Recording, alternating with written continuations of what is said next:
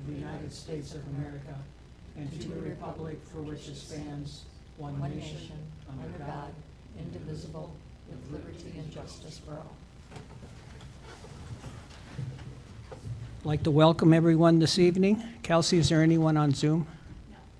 Okay, no one is on Zoom. First item on the agenda is to approve the agenda. Do I have a motion and a second? So moved. Second. Okay, you just want to go ahead and move? Yes. Okay. It's been moved and seconded to approve the agenda as posted and sent to the news media at least 24 hours prior to the meeting. All those in favor say aye. Aye. Those opposed, same sign. Motion carried. The next item on the agenda is the council workshop report from May 20th, 2024. That is available on the website, so I will not be reading that tonight. Then moving on, next item is public comment. There is none registered, but before I ask if there's any in the audience, I do have a statement that I've written, and I'd like to read that, and it is called Audience Participation During Public Comment. While the Open Meetings Law, which is Code of Iowa, Chapter 21, gives the public the right to attend meetings of governmental bodies, the law does not require cities to allow public input at council meetings. The council may permit an audience member to speak at its meetings, but it is not required to do so. Without an invitation to speak, everyone is simply an observer listening and watching the deliberations.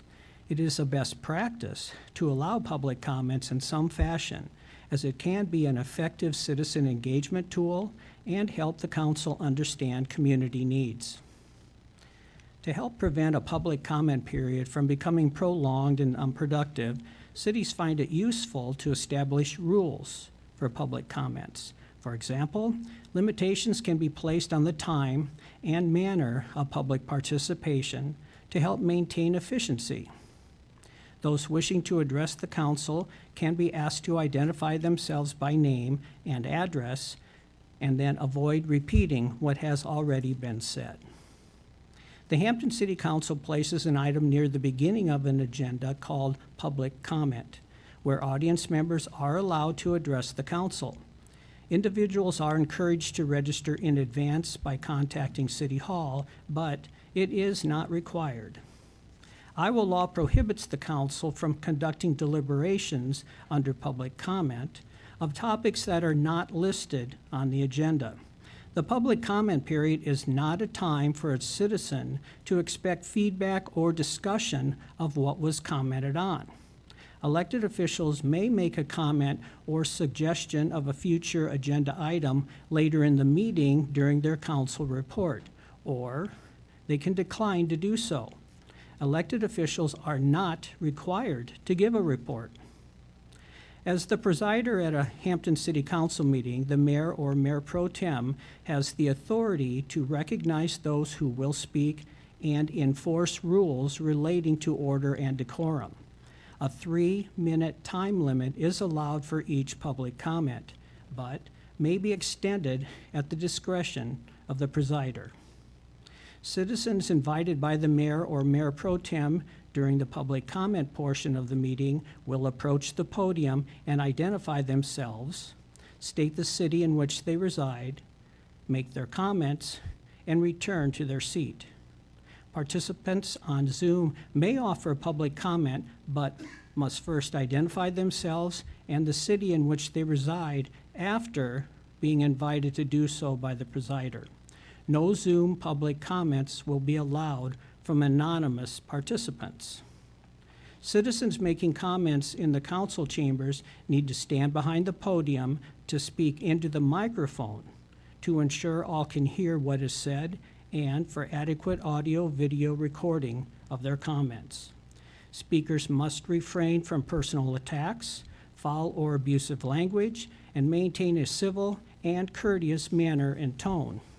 If order and decorum are not maintained, the violator could be removed by the officer of the Hampton Police Department attending the meeting as requested by the mayor or mayor pro tem. And those on Zoom in violation will be muted.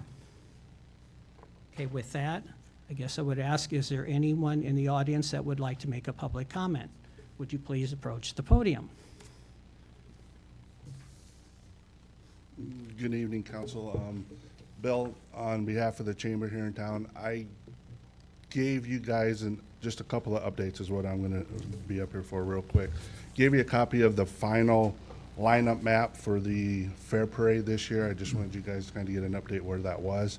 If there's any questions or anything on it, feel free to ask or get with me, but everything is on there, and we are going to start doing this on social media and putting it in the papers and stuff on next Tuesday to start getting that word out, and then we will do some newsmakers and stuff as well to hopefully let the public know and get this to go smoothly as possible with the changes. So that's what that one is.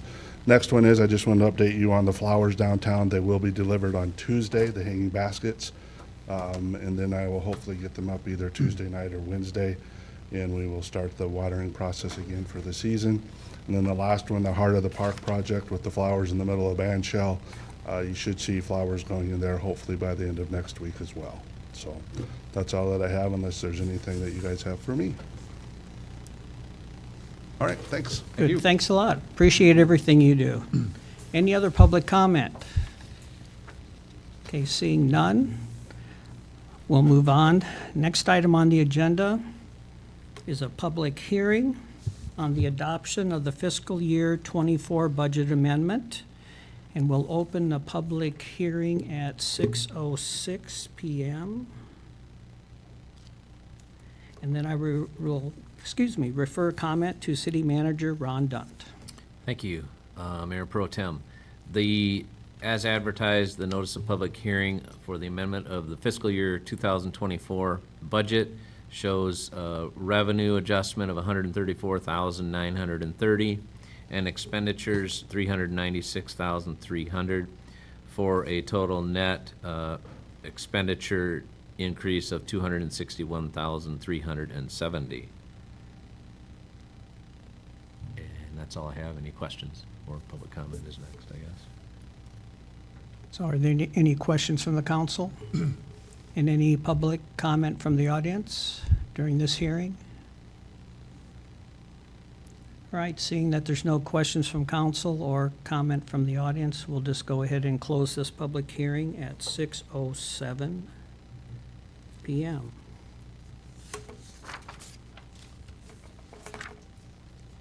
Next item on the agenda is old business, and of which there is none. Then we'll move on to new business. And the first item on new business is consideration of the airport fuel, is that right? Yeah, the airport fuel facility use lease agreement with DT Prolly Enterprise Incorporated. That's your pink sheets. And I'll defer comment to City Manager Ron Dunt. Thank you. So this is essentially the same agreement that we had for the prior year, and it's a lease agreement for fuel facilities at the Hampton Airport between the City of Hampton and DT Prolly Enterprise Incorporated, doing business as Flying Farmer Aerial Application. The operator is engaged in the business of aircraft-assisted ag chemical spraying and desires to lease a Jet A fuel tank and gas pump located at the airport for purposes of fueling the operator's aircraft. The term of this agreement is 1 year from the date of signing, and the operator shall pay to the city a fuel flowage fee of 20 cents per gallon. And just for the council's information, this last contract started last July of 2023. From July of 23 to about September, middle of September, he utilized just over 14,000 gallons, and our fuel fee was $2,834. The city has no complaints of how it went the first year, and if the council is okay with it, I would recommend going with 1 more year and see how that goes. But I'd be happy to answer any questions. Does he need to provide any kind of proof of insurance? He does.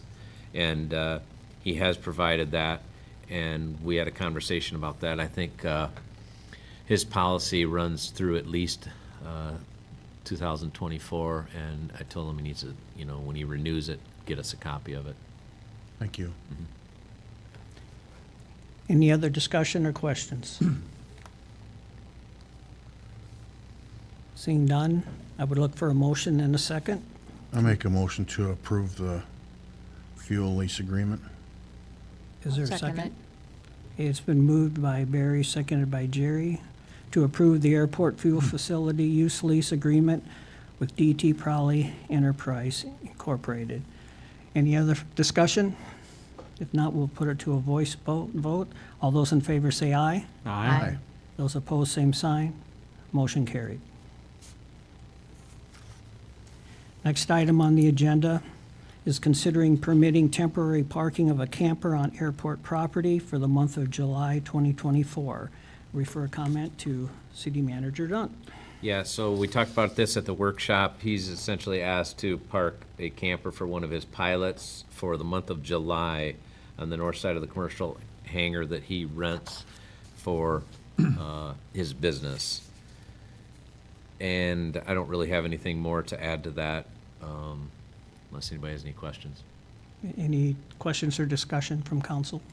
I think that, the more I thought about it, and I just either would like an attorney's opinion on it, or I just think it's going to open up a can of worms of some sort of, if we let this guy do it. I mean, we've got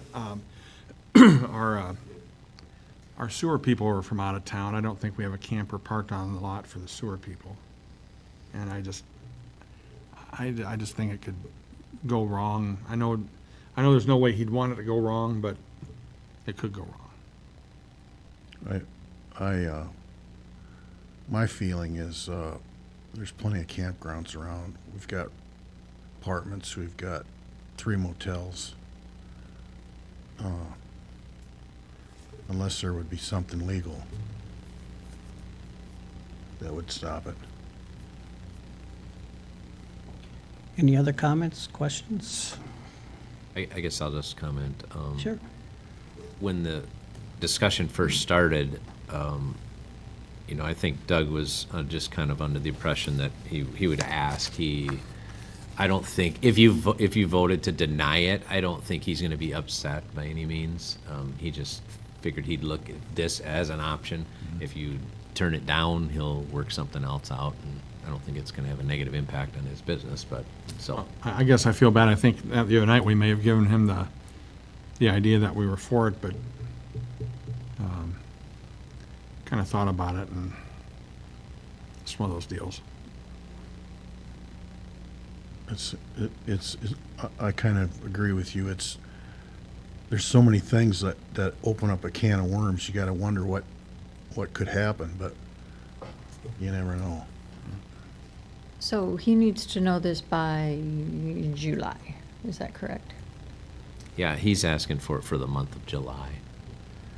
So can we ask our attorneys to look at it and get a decision back to him in a timely manner? So my opinion is that I don't think there's a legal issue. I think that there's other, concerns of setting a precedent. If we do this, then someone else is going to ask to park a camper on another city property. I don't think there's, if we allowed him to do it, I don't think there's a legal problem. I'd be concerned about spending $300 or $400 to find out an answer from an attorney. I would just say, if you're not comfortable, don't do it. If you're comfortable, do it. So that's just my recommendation. You can do whatever you wish. I mean, if he knows by tomorrow that we're not going to do it for him, then he has tomorrow to find some place to do it. If we string him around for another 2 weeks to the next meeting, then we're eating into his time to get something done. I make a motion to deny. Okay, it's been moved to deny. Is there a second? Second. Okay, it's been moved by Barry, second by Pat, to deny the permit temporary parking of a camper on airport property for the month of July 2024 to Doug Prowley. If there's no further discussion, we'll go ahead and put it to a voice vote. All those in favor of denying the permit, please say aye. Aye. Aye. Those opposed, same sign. The motion carries to deny.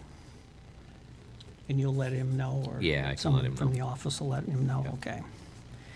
Next item on the agenda is the consideration of engagement agreement with Eilers and Cooney for 2024 public improvement contract proceedings. That's your lime-colored sheets, and I'll refer comment to City Manager Dunn. Thank you. This is an engagement agreement by letter proposed from Eilers and Cooney for 2024 public improvement contract proceedings. This is related to the ARPA water improvement projects. Basically, they will review the engineer's notice of hearings, notice to bidders, prepare letters of instructions for council proceedings, answer questions and advise staff and council throughout the public improvement contract process, prepare notices and information for agendas, resolutions necessary, adopting plans and specs, making award of the contract, approving contract and bonds, resolution accepting the improvements, et cetera. So, any questions? Would this financing come out of the same kind of financing we have for the water treatment plant? No, this is separate. This is, this will utilize the ARPA funds, and these legal fees, which is, they're estimating 1,900 would come out of that as well. Thank you. Any other discussion, questions?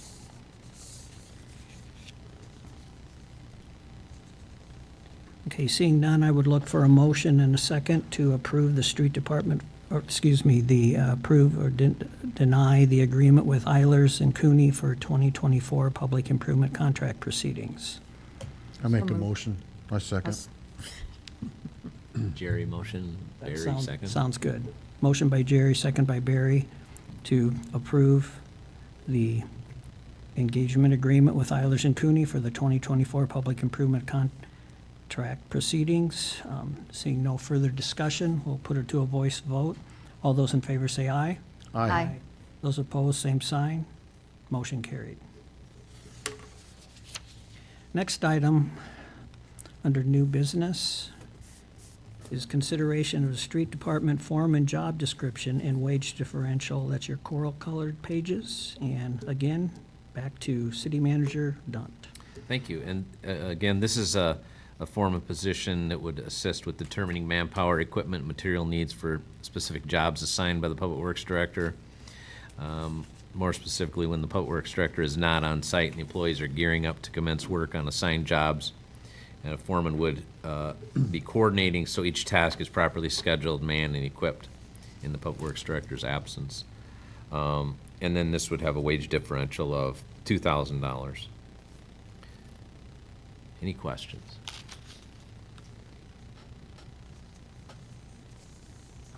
Questions, comments from the council?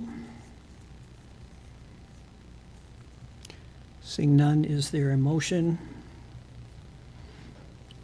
So moved. Okay, Pat, to approve? I'm Yes. Assuming, is there a second? I'll second it. Second. Okay, we'll go Pat.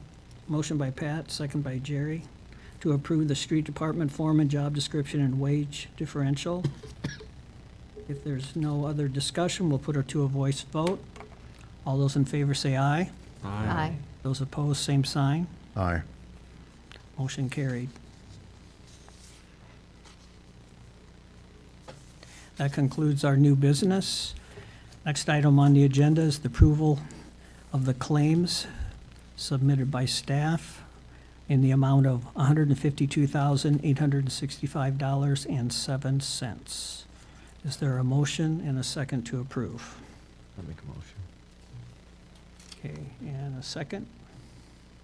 I second. Okay. Okay, it's been moved and seconded to approve the claims submitted by staff of $152,865.07. Is there any discussion? Okay, seeing none. Mayor I'm Pro sorry. Tem, Go just for ahead. clarification, are you going with Barry on a second? Yeah, Okay, Barry. thank you. Yep. Okay. Let's go ahead and put it to a voice vote. All those in favor say aye. Aye. Those opposed, same sign. Motion carried.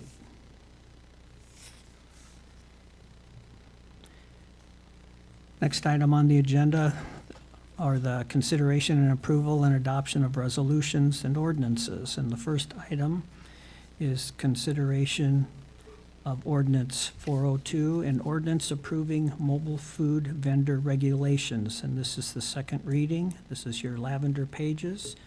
Back to you, Manager Dunt.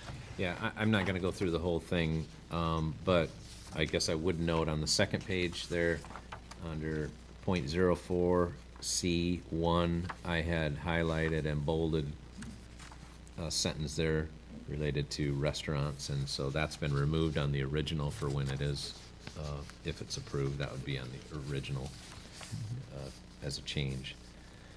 Nothing new to add. If you want to waive second reading and go right to the third, that's an option. That would require 5 votes, which is everybody present. If you don't want to do that, that's fine too. You can just motion for a second reading. So, any questions? I'd move to waive the second and third reading. I second it. Okay, motion by Pat, second by Jerry, that the rule that an ordinance must be considered and voted on at 2 meetings prior to the meeting of the final action or published in summary be considered and voted on at 1 meeting prior to the meeting of the final action be dispensed with. Now, the final action or reading and action to be carried out at this regular session of the meeting, we'd do that following this vote. And this does require 5 or 75%. In this case, all 5 of us would have to vote in favor of the motion for it to pass. Okay, so I guess, is there any further discussion or question on that? Probably not. So this will be a roll call vote. Bill Hodge is not here, so Griefy? This would be in favor of Aye. dispensing. Aye, okay. I vote aye. Lemos? Aye. Blanford? Aye. And Palmer? Aye. Okay, the motion does pass. So then I would entertain a motion to approve then the third and, I guess, final reading of the ordinance 402 at this point. So is there a motion to approve? So moved. I second. And, okay, a motion by Pat, second by Barry, to approve the third and final reading of ordinance 402. Is there any other discussion? Just one point. Go ahead. So, the C1, is that in or is that out? It's in, it's just that I'm not, Just won't be I'm bolded. removing the highlight and the bold font. Oh, The okay. wording stays the same. Okay. Okay. Good question. I was Yeah. wondering that too. Yeah, So, sorry. No, very good. Any other questions or discussion? If not, we'll go ahead and, this will be a roll call vote. Griefy? Aye. And I vote aye. Bill is not here. Blanford? Aye. Palmer? Aye. And Lemos? Aye. Okay, this ordinance 402 does pass. Moving on, we have next Resolution 2024-16, a resolution adopting the fiscal year 24 budget amendment. That's the beige colored sheets. Guess what, Ron? Back to you. Okay. Whereas the city of Hampton has prepared a budget amendment detailing revenues and expenditures amendments for the fiscal year July 1, 2023 to June 30, 2024. Whereas a public hearing has been held concerning the proposed budget amendment on this 23rd day of May, 2024. Whereas it has been reviewed by the city council, now therefore be it resolved by the city council of Hampton, Iowa, the proposed budget amendment for the fiscal year ending June 30th, 2024 is hereby approved and adopted, and the city manager is hereby authorized and directed to file the adopted budget amendment with the Franklin County Auditor and the Iowa Department of Management. Thank you. Okay, I would entertain a motion and a second to approve Resolution 2024-16. So moved. Okay, Kevin, and is there a second? I'll second. Second, okay. Motion by Kevin, second by Barry, to approve Resolution 2024-16. Is there any discussion? Okay, seeing none, this is a roll call vote. Lemos, Aye. Blanford, Aye. Griefy, Aye. Palmer. Aye. I vote aye, and Bill is absent. So Resolution 2024-16 does pass. Our last item under this agenda item is Resolution 2024-17, a resolution ordering construction of the 2024 water main improvement project and fixing a date for hearing thereon and taking bids therefore. Those are the blue pages from Eilers and then the white pages from V&K Engineering. And we have here, I'm going to refer comment to Jason Petersburg of V&K Engineering for details. Welcome. Thank you, Mayor Pro Tem, Council. My name's Jason Petersburg with Veenstra and Kim. I'm up in the Mason City office. I manage the office there. I've been there for 19 years now. So this project was handed off to me by Bob Veenstra. We have had a couple meetings with city staff to review the plans, where we're at status-wise, get into some of the finer details on it, and I provided an overview drawing for the council packets, as well as a copy of our current estimate and the project schedule. I'd like to just start with the overview drawing, just a refresher on the project scope. Initially, the project included about 1,200 feet of water main along 12th Avenue Northeast between Federal and Highway 65, and then a block of water main on 6th Street Northeast between 7th Avenue Northeast and 6th Avenue Northeast, and then some water main gate valve replacements along Highway 3. After we put together the estimates on this, seeing what the current bid environment has been recently, we did add one more block of water main to this in front of the Law Enforcement Center, I believe that is, on 5th Street Southwest. There's an existing 2-inch water main that city staff has said that they've been having issues with breaks on. So we have this project broken into base bid and alternate bids. So once we receive bids, we can decide which alternates, which of the valves, or if we want to upsize water main or add that 5th Street project, which alternates we want to add to keep the project within the project budget. More specifically on some project details, 12th Avenue Northeast portion is, base bid is approximately 1,200 linear feet of 8-inch water main that will be directionally bored in place. It's going underneath the street paving. There's not room behind the right-of-way due to the narrower right-of-way and the number of utilities in there. There will be some pavement removal, some street closures for where we have to hook up services or side street water mains. And then we'll need them just for boreholes for getting the drill in and the water main in the hole as well. But by directional drilling it, we will reduce a significant amount of the water main patching that would have been, or pavement patching that would have been required. We did include alternate number 1, that is upsizing that 8-inch water main to a 12-inch water main.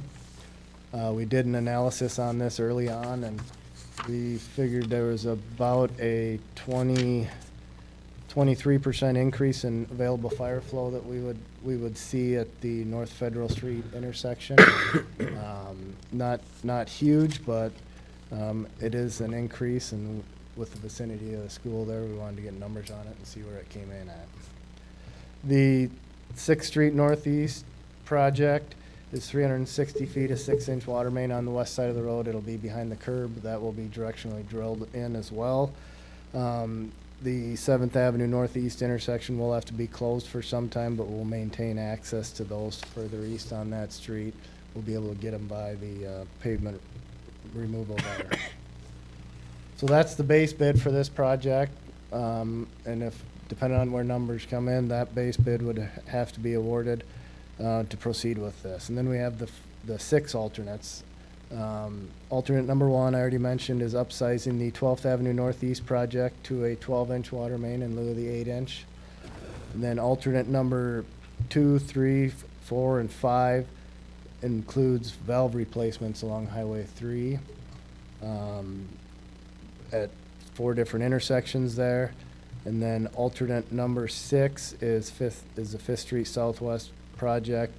It's about 300 feet of 6-inch water main on the west side of the street to replace the aged 2-inch line that does have the history of breaks there.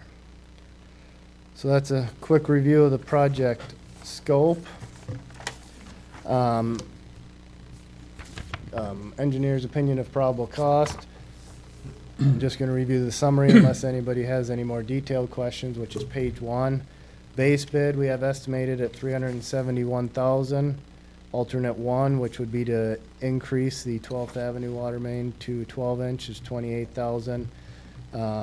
Alternates 2, $46,500. Alternate 3, $36,300. 4 was $26,800. Alternate 5, $29,000, and alternate 6 is $53,300. So the gate valve work along Highway 3, the cost was increased there quite a bit due to the pavement patching requirements.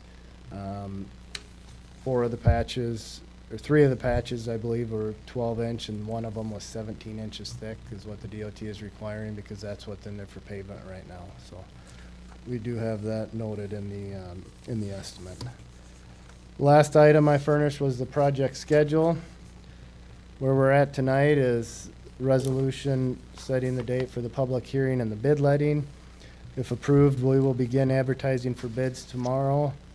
Then the public hearing would be scheduled for the June 27th, and the public hearing is on the plans and specs. On the June 27th meeting, bid letting June 21st, and then construction would be mid-July through late November for this project, so. There was question before the meeting what the bid environment has been, what we've been seeing. And about 3 weeks ago, I think it was, I bid a water main project up in Worth County by the casino there, 9 bidders and 20% under estimate. I haven't seen 9 bidders since 2010. That's the current environment. Contractors the last couple of years have been dry, so they've eaten up a lot of their backlog. They're short on work. C900, the PVC pipe material, has come down in price finally. That project there, we'd been waiting for at least a year to bid it because of the cost of C900, and the decision was finally made to bid it.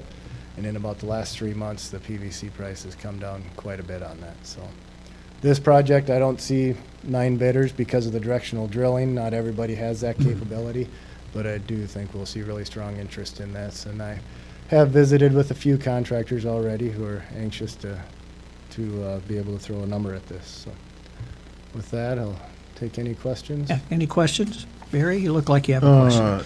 The 12th Avenue, or the 12th Street Northeast section, you're planning on doing that first, aren't you, because of school? We will, but there's going to be a conflict with school traffic. I don't think we'll be done before school, so there's going to have to be quite a bit of coordination as far as notifying the school and providing direction as far as which way people are going to go to get in and out of there, because we stood on 12th Avenue Northeast the other day when school got out, and it's rather busy. Yeah. The 5th Street Southwest, are you upsizing the main there? Yes, it's a 2-inch now, and minimum for the DNR is a 6-inch water main, so we'd be putting in a 6-inch, and we'd be looping 2 other water mains by doing this. So is it gonna go 6 to 6, or will it be hooking up to 6-inch, or? One end is 4, one end is 6. Okay. So. Thank you. Other questions? Okay, thank you very much. Thank you. Okay, I would look for a motion and a second to approve Resolution 24-17. I make a motion to approve 2417. Is there a second? Second. A moved by Barry, second by Kevin to approve Resolution 24-17. Is there any further discussion before we put it to a roll call vote? Okay, seeing none, we'll go ahead and put it to a roll call vote. Lemos? Aye. Bill Hodge isn't here. I vote yes. Blanford? Aye. Palmer? Aye. And Griefy? Aye. Okay, Resolution 24-17 does pass. Next item on the agenda is the consent agenda.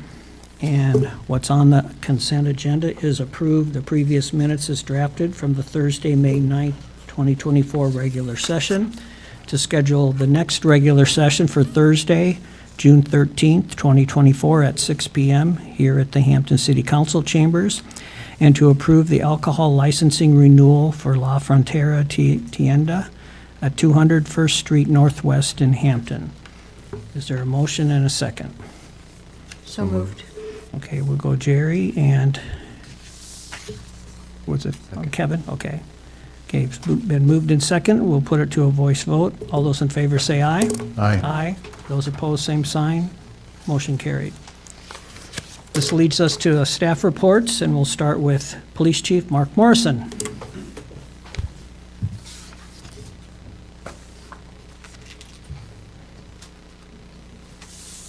Yeah, we continue to work forward with nuisance abatements and nuisance notices going out. We're trying to get new ones out there as well as maintain the properties we've already cleaned.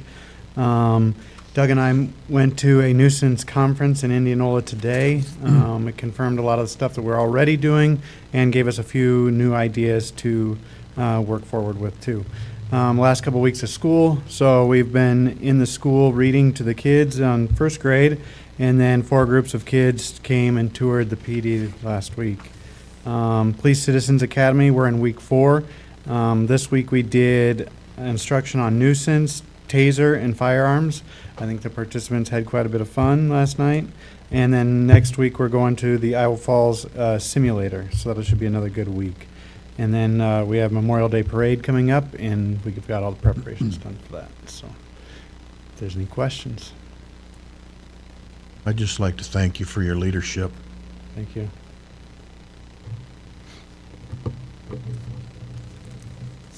Okay, thank you, Mark. Doug Tar, Public Works Director, report, please. Thank you, Mayor, Council. As Chief stated, we attended a nuisance conference today in Indianola. It was very informative. It did really reinforce how we're doing things here as well. League of Cities, they put this on, and it was great to be amongst some other colleagues from other communities. You know, it's always good to toss some ideas around amongst each other. Of course, we covered the main break last week at Monday's meeting. We did, unfortunately, suffer a little bit of storm damage this week. I think we got very lucky as we were on our way down to Indianola. I definitely think we got lucky because I seen a lot of destruction. Tree branches, we got on the tree branches and the trees that had fallen. There wasn't a lot, but there were a handful. We were on that immediately after the storm subsided. We also got on some of the intakes that had gotten full of debris from the winds. So we were on some of that as well right away. Last night was the Citizens Academy, as the chief mentioned. Got to do a segment on the nuisance enforcement stuff in our community. I had a blast with the people that attended. I think it's great to get that information out there to folks. I wish the entire community could participate in that. I think they would find it enjoyable, but I think they would also learn a lot. I think I spoke about a garage in the 800 block, 3rd Street Northwest that's being worked on by the property owners and not the city, so that's a good sign. A house on 900 block 65 North in the process of demolition. I also believe the garbage trucks that were parked up there are gone. They should be parked someplace else, not there. Absolutely. There's tractors now. Yeah, well, that's next on the list, I guess. But yeah, never ending. I had court Tuesday, however, it was continued due to the assigned attorney had a medical issue, so that got continued out to June 17th. The case this involves is in the 100 block of 1st Street Northeast, where there was a garage demolition originally ordered. The property owners tore down a portion of the garage and left 2 walls of the garage standing, thinking they were going to utilize that as their fence.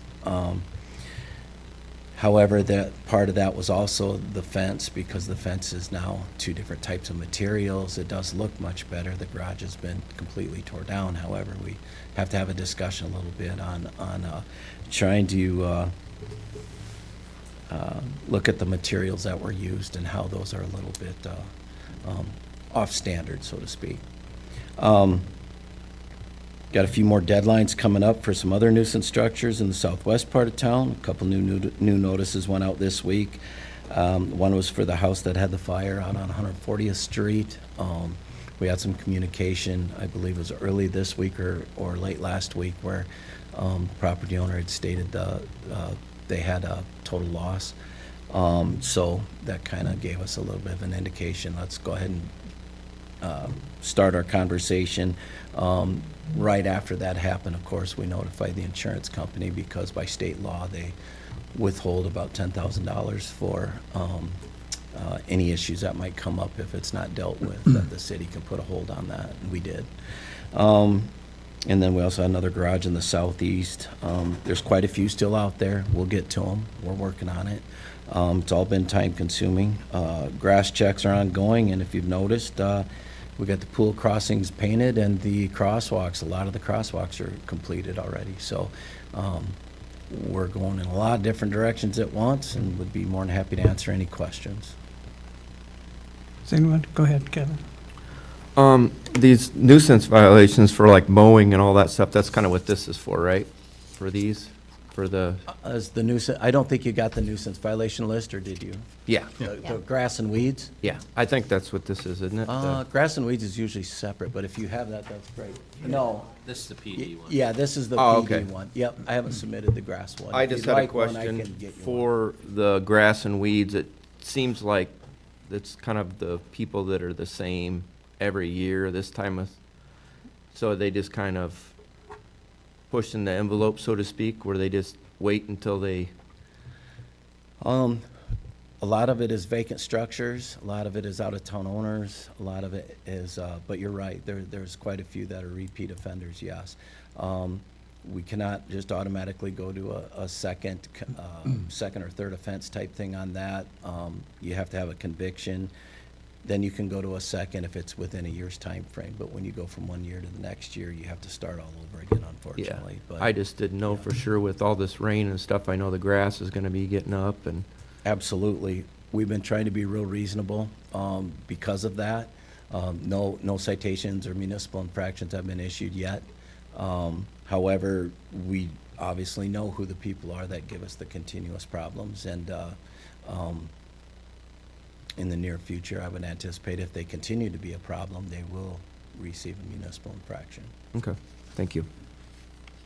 Barry? The recent water main break that we had, what kind of condition is that water main in? That's a sandcast water main. It has not given us any issues whatsoever that I'm aware of historically. And so it was kind of a new one. I believe a couple other communities recently have had some water main breaks. There's some theories behind why, and some of that, you know, the drought from last year, now all of a sudden we have wet ground. The ground's earth is definitely moving. We have aged water mains all over the community. What year that was put in, I don't know, Barry, but it was sandcast. With that storm sewer right above that, does that have enough cover? You know, the water main itself, Yeah. because of that. You know, that's a theory. We may have been able to put some insulation in between. Sometimes we'll put a 2-inch foam board insulation on that. Typically 2 to 3 foot. I think we had probably 2 to 3 foot maybe. I'm thinking that might be okay, but you're right. What happens is the wind draft will come down through there in the wintertime and get a little bit lower. But because it's an 8-inch main, I really don't have a fear of that one freezing or anything of that nature. Right. A lot But of the flow ground on. does still move there, yes. Okay, thank you. Yep. Any other questions? I just had one thing. Have you or staff taken a look at like First Street in front of Progress Park in the Aquatic Center? I had Citizens Express, you know, there's some, Yes. I guess work that might be able to patch, or that some of that concrete, there's some ruts and or Yes, whatever? I anticipate, I know we've hit that with the Durapatch quite a few times, and we have been doing some patching up till I think maybe the last couple of years. It's maybe been a couple of years since we've been up there. I do anticipate getting some patching done. I don't know that we'll get them all, but I do want to get some of the larger ones there this summer yet when we get into concrete work. Oh, thank you. Thank you. Anything else? Well, thank you then, Doug. Appreciate you. everything you do and your staff. And next is City Manager Ron Dunn. Thank you. I just want to extend my sympathies to the family of Ron Weldon, who passed away earlier in the week. Ron served for 34 years on the Hampton Fire Department, 15 years as our fire chief. So a lot of dedicated service to the city of Hampton from Ron. His wife Diane served as a mayor of Hampton, and so our thoughts are with the family at this time. And I would just answer any questions if anybody has any. Is there any, do you have an update on the Beads Lake sewer main project? Just had we're basically communicating back and forth with Bob Veenstra, who is our engineer on the project, and the state's engineer. They've done their 90% design, and now we're discussing how it will work as far as billing, and because they have a homeowners association out there as well as the state park, and so they have some things they have to work out. And so that's part of where we are right now is they're working some things out. But it's moving along, it's slow, but the DNR would like to construct this fall. Not sure if that'll happen, but What part of town would that flow into? it would come in, it's designed to come in and dump into a sewer manhole on Olive at the south entrance of the fairgrounds, which is just north of the county engineer's office. Thank you. Anything, excuse me, anything else for Ron?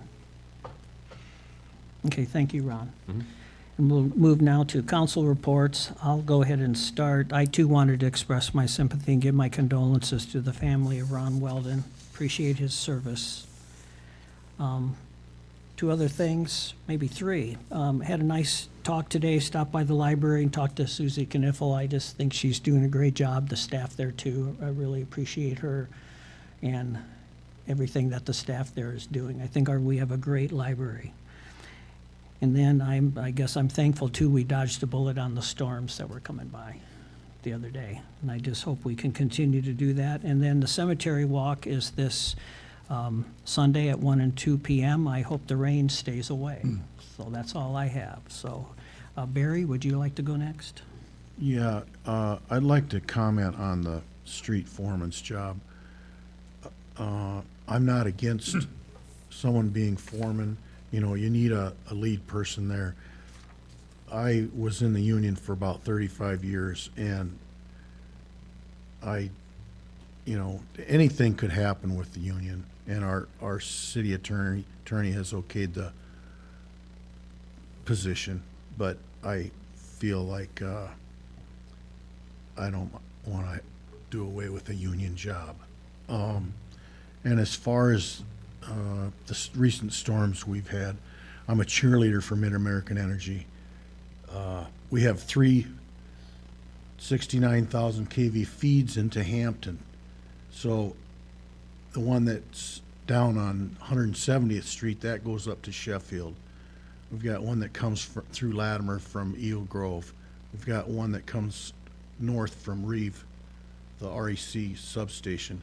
So when there's a storm that goes through like this, we're very fortunate to have those 3 feeds to keep our power back on. I know my lights were flickering, and I thought any minute now we're gonna go out of power, but we were pretty fortunate. Anyway, that's all I gotta say. Okay, thank you. Kevin? I just wanted to thank Doug and the staff. I had to go up, normally I don't go out after a storm, but I forgot I had a haircut, so I had to go uptown, and I seen you guys there, would be south of Progress Park there. Had the lights going, kind of directing traffic a little bit, doing the cleanup, so I appreciate you and your guys, so thank you. Anything else? Kevin? Nope. You're looking pretty good. Okay, Pat? Yeah, sure. After our last meeting that we had in the public comment, I thought, a lot of people do reach out to me during a session between council meetings, and I thought, well, let me just keep track of it. So I kept a report of everybody who contacted me between the meeting on the 9th and the meeting on the 24th. So on the 9th, I was contacted about playground equipment at Memorial Park after the meeting. Also after the meeting, contacted about the poor drainage on a dead-end road in Ward 2. On the 10th, a citizen emailed me and thanked me for the job that we all do, and that was much appreciated. On the 10th, I was contacted about citizen behavior at our last council meeting. On the 10th, I was contacted about the deer skeleton and trash at the Sherwood Apartments. On the 14th, I was asked about a neighbor building a fence and disagreements that they were having. I told them I'd offer to meet with both parties to see if we could come up with a better solution than just building a fence. So at that point, they will go to City Hall to get a fence permit if that meeting doesn't happen. Many questions about water pressure. On Wednesday the 15th, one gal asked why they couldn't let everybody in town know there was going to be a water main break. I advised her that I got the announcement on my phone and on the KLMJ and Chronicles Facebook pages. I posted several times on my own personal page and my city councilman Facebook pages about all the details of the water main break. On the 16th, I stopped by the bottled water distribution at the fairgrounds. Things seem to be going very well, thanks to those volunteers who stepped up and the people and the companies who provided that water. On the 16th, I was contacted by a restaurant employee who wanted to know why the city didn't call every restaurant in town about the bottled water or boil notification. I said that with the radio station, newspaper, plus everyone sharing on Facebook, plus the city texts, plus the press releases, that I thought it would be covered. I said that I couldn't remember a boil order ever before, and maybe the chamber could have used their calling tree to do it, but in 2024, there seemed like there's better ways to get that done. I said I would write that down in a plan if there was ever a next time we had to do that. On the 16th, the Director of Crisis Intervention Services of Mason City reached out to see if Hampton wanted a tiny lending pantry for our community. I did let her know that my wife manages the cleanup closet at the Hampton United Methodist Church on the first Saturday of the month, but I would check. In the meantime, they were going to ask LaLuz about that as well, and I told her to get back to me on that. On the 17th, I shared a Facebook post from the city of Sheffield about their playground equipment and gazebo issues. Well, that turned into issues about the playground equipment at Memorial Park, which I really feel is vandalism. And I let them know that we set our budget, but we will see what we can do. People also wanted us to invest into more playground equipment for Harriman's Park, of which I responded that a lot.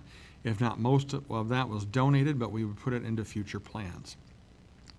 On Saturday morning, the 18th, a citizen contacted me about the alarms going off at the Harriman's Park lift station. Reached out to Doug, and he advised me that someone was on their way to look at it. On Sunday, a citizen reached out with concerns about a member of the Hampton Police Department. I told her I would reach out to the chief and follow up with her, or he could follow up with her personally. Also on Sunday, I learned that the governor vetoed the latest revision to the open meetings law, which I supported the veto. In small communities where government officials attend graduation receptions or church functions, those could have been called into question if we had multiple people at those. So the legislature will revisit those issues next year. Also on Sunday, I learned that the governor had signed the new speed camera laws. This would require that all monies raised from them be spent on the police department, and cracks down on what I would call community fundraisers. I was somewhat happy to see that this passed. Communities would have to have more hoops to jump through if they wanted them in their town. I feel we have enough cameras in Hampton. I put my faith in the Hampton PD that we can catch more than just speeders when people are pulled over. On Monday the 20th, I met with Hampton Public Librarian Susie Kniffel regarding the new job and a few challenges they are facing right now. On Monday the 20th, met with Chief Morrison regarding the issue from Sunday. Of course, Monday we had our workshop. Received an email Monday night on the 20th about our stoplight situation at Highway 3 and 1st Street Northwest. They feel it's unsafe without the red, yellow, green. I gave them a bit of the history of that, and not sure if the state would ever let us roll back to the old way on that, but I assured her I would look into it. Late Monday night, concerned citizen wanted information on the work that was being done to Diana's Place on Highway 3. Texted Doug and got the person the answer. And on Wednesday, the 22nd, I attended the visitation for former Fire Chief Ron Weldon. So, if you add all those up, that takes a little bit of time. So I might do that again, I might not. But anyway, I wanted to kind of put it out there that it's just not 1 or 2 meetings a month, and it wasn't $300 a meeting like was put out there before. And I'm happy to do that. That's part of my job. So that's all I have. Thank you. Jerry? Okay. Just for the record, I want everybody to know this is my 10th out of 10 council reports thus far this year. Most folks in my ward are not aware that I do tour different sections of Ward 4 on a daily basis. I'm always looking for potential problems, checking on nuisance projects, and looking for the next Image of Pride award, and I do my best to keep up on the status of my ward. When concerns or problems are brought forth to my attention, I do follow up on them, and sometimes things are addressed right away through Doug or Mark, and I thank you very much. Sorry, I got you on speed dial. Some items do take further consideration, such as funding, manpower, or even council votes, and these take time, and I appreciate that citizens do understand that. And I do urge my constituents to bring issues to me if they feel I can help them resolve that. There are 3 talking points that I took away from public comment on May 9th, and I'd like to discuss those. Streets, storm sewer drainage, and Memorial Park. For the most part, the streets in Ward 4 are in pretty good shape. Each year, the street department and the council select streets in need of most repair and focus our annual budget on that. And if your street wasn't selected to be repaired in this given year, that doesn't mean we're not paying attention. It means we're doing our best within our budget. If we want more repair work, we'd have to bring forth a bond issue to help fund that. And everybody knows that if a bond issue is passed, it goes on your property taxes to help raise the funds. And so far, nobody has come forth to the council and asked us to raise their property taxes. Storm sewer drainage. Our sewers are in good working order. As Ron stated in the last council meeting, you got to think of the storm sewers like a drain in your bathtub. You don't pull the plug and the water whooshes down in one big old whoosh. It does take time to drain. And I have been monitoring the storm sewers in Ward 4, especially since these last few storms that we've had. And the number one problem on storm sewers is grass clippings. And I would venture to guesstimate that about 85% of the people, because I've been watching, do mow their grass into the street, and that's a problem. It's illegal in Hampton. It clogs our storm sewers. It makes your property or your neighborhood look terrible. And wet grass is very dangerous for motorcyclists and bicyclists. So I do implore all citizens to step up and take responsibility and do what they can to alleviate the problem. Don't blow grass or leaves into the street. And truly, if you have a storm sewer in your curbing on your property after a storm, check it out. Clean it off. Help the city out. They got plenty to do, right? I did take heart and lost a lot of sleep over the complaints brought forth about Memorial Park. 2 summers ago, the city did go into Memorial Park. They repaired equipment, they painted the shelter houses, and the citizens in that area that I reached out to were happy with the results. Sadly, since that time, a couple pieces of equipment, the sand diggers, have been vandalized, and they are going to be repaired. It's in our plans. There are swings, 2 sand diggers, a jungle gym, and a basketball court in Memorial Park. It's not a very big park. Can we put more equipment and new equipment in that park? Possibly. But it's important that we evaluate the potential use of it, where there is room to situate it, and how it's going to be funded. This year, a new bridge is budgeted for the area. The citizens and main users of the park in that area are happy with the new bridge project for this year and have other ideas for improvement in the following years. They understand that sometimes projects come in steps. A couple of comments made on the post from the Hampton Chronicle last week that have been eating at me. One comment was, the city council is nothing but a popularity contest. Well, I would be very flattered if that were true, but quite frankly, it wasn't a contest. Nobody else ran. And another comment was, one council member is only interested in promoting and benefiting her downtown business. Who do you think that Who was could that be? about? I'm guessing they were meaning me, but I would like to say that a vote has never been brought forth to the council that would benefit my business. If that were so, I would have to recluse myself from that vote.